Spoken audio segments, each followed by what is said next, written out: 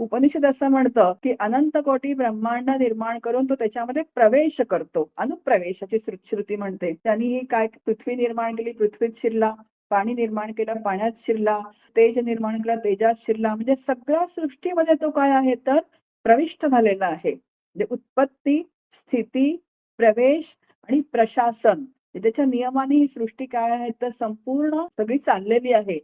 आणि त्याचं 5वं जे कार्य आहे ते प्रबोधन. तर ईश्वर प्रबोधन मात्र करत नाही. कितीही पारायण केली तरी प्रत्यक्ष ईश्वराचं प्रबोधन होतं असं होत नाही. एखाद वेळेस भावाच्या बळाने आपल्याला तसं वाटतं, भावबळी आकळे एरवी नाकळे. पण भावाचं बळ ओसरलं की मात्र त्या पद्धतीने प्रबोधन होत नाही.